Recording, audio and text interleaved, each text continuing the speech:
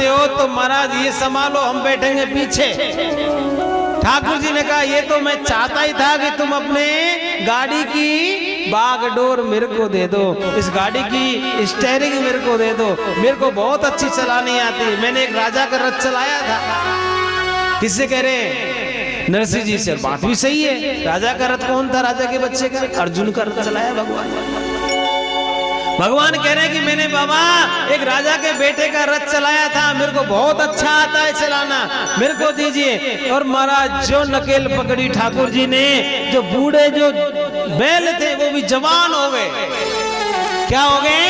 बूढ़े बैल जवान हो गए। महाराज ऐसे गाड़ी चली, ऐसे गाड़ी चली, सीधा पहुंच गए कहां? नानी भाई के ससुराल में।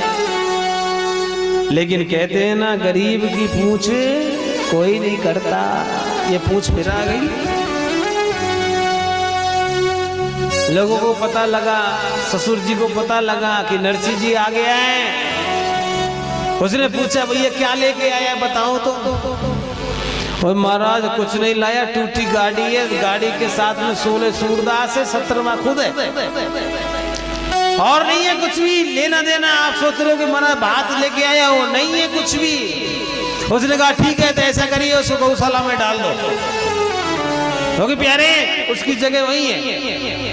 कहते ना प्यारे, कोई गरीब आता है तो कोई पूछता नहीं है, और अमीर आ जाए तो कहाँ बैठा है, कहाँ उठाए। एक दिन निकल गया, शाम हो गई, लेकिन प्यारे जो भात की चिट्ठी थी ना, वो नरसिंह को नहीं मिली थी। ये कथा बहुत लंबी है। नानी भाई का जो मायरा होता है ना, उसमें सुनाने का मौका मिलता है। आपके यहाँ मौका पड़ा तो कभी कराएंगे। वो चिट्ठी नरसिंह जी ने भगवान को दी थी कि भाई साड़ा खत आया से, तुम्हारा खत है, संभाल लो, हमारा कोई सी नहीं है। उसमें महाराज लंबे लंबे कितने मन के तो वो लिखे थे पर्चा, रेशम की शॉल, उस समय का 2 करोड़ का भात था। बताओ 600-700 साल पुरानी होगी शायद। ठाकुर जी महाराज को दिया था, तो भगवान भी बड़ी जिम्मेदारी निभाते हैं। महाराज कहते हैं ना, ठाकुर जिम्मेदारी नहीं निभाता, हमसे अच्छी निभाता है।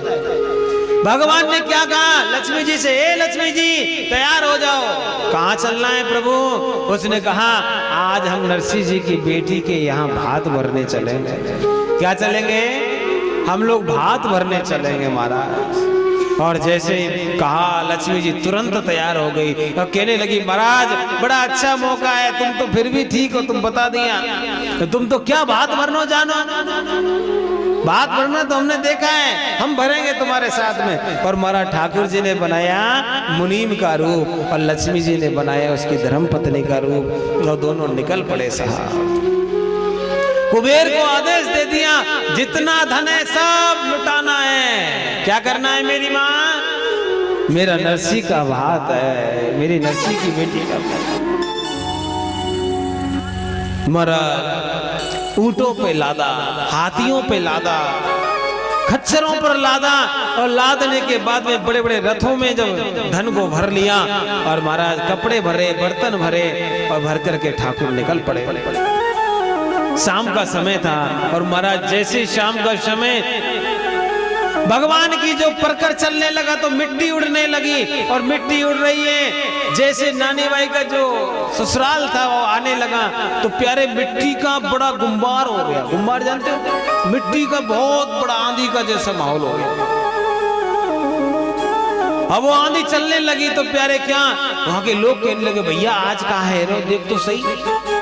एक बूढ़ी कहने लगी अरे तो को पतो ना है नानी है ना, यानी हंडिया चाटी होंगी, या लिए या कि बेटी के ब्याह में सब है, इनके घर में रखो ही कहा है। बूढ़ी बूढ़ी माताएं मरा उलाना देने लगी, हाँ वो तो ठीक कह रही हो, इसका बाप आया है ना उधर गौशाला में पड़ा है, ऐसे भिखारी की बेटी का हम तो मना ही कर रहे थे कि चिट्ठी मत भेजो। अब महाराज नानी सुन रही है, उसको बड़ा दुख हो रहा है, रो रही है बेचारी बैठी बैठी। बेटी ऐसी होती है भाई, पिता की बुराई नहीं सुन सकती। बेटी वही जो पिता की बुराई ना सुन पाए। लेकिन जब नजदीकी आए और आकर के महाराज भगवान भी कितने अच्छे हैं प्यारे, कहाँ पहुंचे? ससुराल में नहीं पहुंचे, जहां नरसिंह जी रुके न गौशाला में वहां पहुंचे। और पहुंच करके नरसिंह जी से मिले, और नरसिंह जी जैसे ही मिले तो प्यारे क्या हुआ, नरसिंह जी ने भी उनको गले से लगा लिया। आज ठाकुर जी कह रहे बाबा किसी को बताना नहीं, मुझे पता है तुम मेरे को पहचान गए हो, लेकिन जो भी कोई पूछे ना एक ही बात बताना, मेरा मुनीम है। कौन है? मेरा मुनीम है। भगवान कहता है मैं मालिक नहीं बनना चाहता, मेरा मुनीम है, यही बताना मेरे भाई बहन। और प्यारे जैसे ही बताया मेरा मुनीम आया है, इधर खबर पहुंचाई गई। तो वहां से प्यारे अभी तक तो खाने के लिए कुछ नहीं मिला था, लेकिन जब पता लगा कि माल लेके आया है तो क्या हुआ, बड़े बड़े पकवान आने लगे। क्या आने लगे? बड़े बड़े पकवान आने लगे साहब। चलो भैया नाश्ता करवाओ, बारात बात ही आ गया। नाश्ता होने लगा। इधर महाराज ठाकुर जी महाराज क्या नानी भाई का भात भरने के लिए जैसे दरवाजे पर पहुंचे, कहां पहुंचे? दरवाजे पर पहुंचे। तो दरवाजे पर पहुंचते ही आपने देखा होगा जब शादी का समय होता है ना, तो एक रस्म होती है प्यारे, बेटी जो होती है वो महाराज अपने भाई से गले मिलती है, उनका स्वागत करती है। तो नानी भाई भी अंदर से आई। तो देखो ये मेरी माताओं, ये जो दुनिया है ना बहुत बहुत बुरी है। नानी भाई को आज तक नहीं पता था कि मेरा भाई मर चुका है। खबर आ गई थी उनके पास में, लेकिन उन्होंने बताया नहीं। क्यों? क्योंकि नानी को पता लगेगा तो वहां जाएगी तो महाराज हमारी जो इज्जत है वो कम पड़ जाएगी, हमारे पोजीशन पे फर्क पड़ जाएगा। इसलिए नानी भाई को पता ही नहीं था कि मेरा भाई नहीं है, उस समझते मेरा भाई भी है। वो इतना पता था कि मेरी माँ गुजर गई है। महाराज ठाकुर जी ने कहा मैं तुम्हारा भाई हूं। और प्यारे जैसे ही कहा तो क्या हुआ, झट से आज नानी भाई ने ठाकुर जी को गले से लगाया और इतनी रोई कि भैया मेरे को इतने दिन हो गए तेरे से मिले, कबू तुझे याद नहीं आई मेरी? देखो ये जो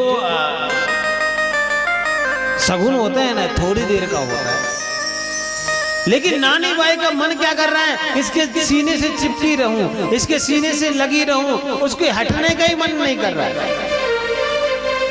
क्यों? क्योंकि भाई भगवान गले से लगाए तो किसका, ये शरीर ही तो नहीं मानता है मेरी माँ, ये शरीर ही तो नहीं पहचानता, लेकिन आत्मा पहचान जाती है। राधे राधे बोलना पड़ेगा, और जोर से बोलना पड़ेगा।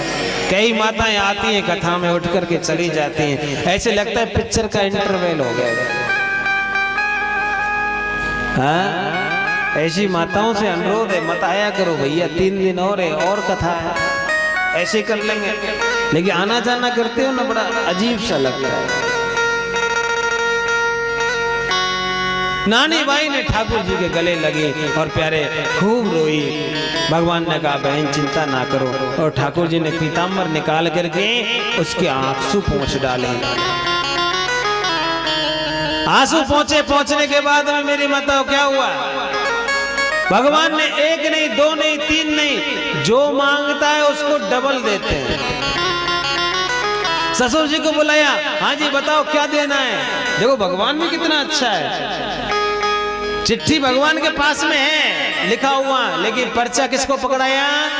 अपना पर्चा निकालो, हमको पता नहीं तुमने क्या मंगाया था, आप मांगते जाओ हम देते जाएंगे। और प्यारे कहते हैं ठीक है, सबसे पहले उनका दीजिए, उसके बाद में दादी का दो, बाबा का दो, फिर उसके बाद में जिसका भी मांगा। अब भगवान क्या करें, वो मांगता एक है देते 2 हैं। क्या कर रहे हैं, मांगता एक है, भगवान देते 2 हैं। कोई महाराज तांबे का सिक्का देता है, लेकिन ठाकुर क्या दे रहे हैं, सोने की मोहर दे रहे हैं सबको। अब जिसको सोने की मोहर मिलती है भगवान ऐसे उठा के ऐसे दे देते, गिनते भी नहीं है कितना है कितना नहीं है। प्यारे जितनी भी माताएं थी जो भगवान श्री ठाकुर जी को जिनने मोहर दिया, अब वो अंदर जाते तो नानी माई का जो उलाना दे रही थी, तेरा बाप ऐसा है तेरा, अब कहते हे लाली हमने तो पता ही ना हो तेरो पिताजी इतनो अच्छो बात लावे को, और मरा कई पोपली पोपली मैया उसका मुंह चूमती, ना नहीं तो जुग जुग जिए, मेरे पास तो एक भी सोल ना आती, मेरे पास एक भी ओढ़नी ना आती, देख 3-3 4-4 मेरे को मिल गई, मेरे को 3-3 4-4 मिल गई।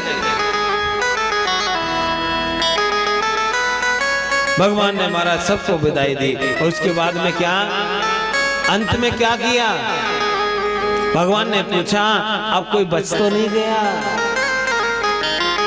क्या, अभी कोई बचा तो नहीं है। महाराज उसका ससुर जी कहने लगा क्या प्रभु पता नहीं, अभी तो ग्रामीण का क्षेत्र है, जंगलों में लोग काम कर रहे होंगे, क्या जंगलों में लोग काम कर रहे उनके लिए शायद हो जाता। भगवान ने कहा तेरे को नहीं दूंगा, आजकल लोग मांग लेते हैं ना कि मना इतना इकट्ठा दे दो हमको, भगवान ने कहा तेरे को नहीं दूंगा, बताओ कितने लोग होंगे, महाराज गिनती नहीं है। भगवान ने तुरंत इशारा किया कुबेर को, और क्या उसने कहा लोग तो पानी की वर्षा करते हैं, मैं यहाँ पर सोने की वर्षा करूंगा। किसकी वर्षा करूंगा, सोने की वर्षा करूंगा। और प्यारे क्या ठाकुर जी ने पूरे 5 मिनट तक सोने की वर्षा करी, कितनी 5 मिनट तक मेरे प्यारे सोने की गिन्नियों की वर्षा हुई।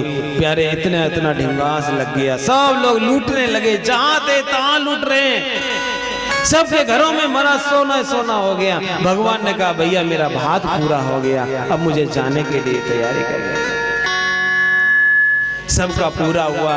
अंत में क्या आपने देखा होगा तिलक होता है, और तिलक के बाद में वो ओढ़नी उड़ाई जाती है बहन को, जो सबसे कीमती होती है।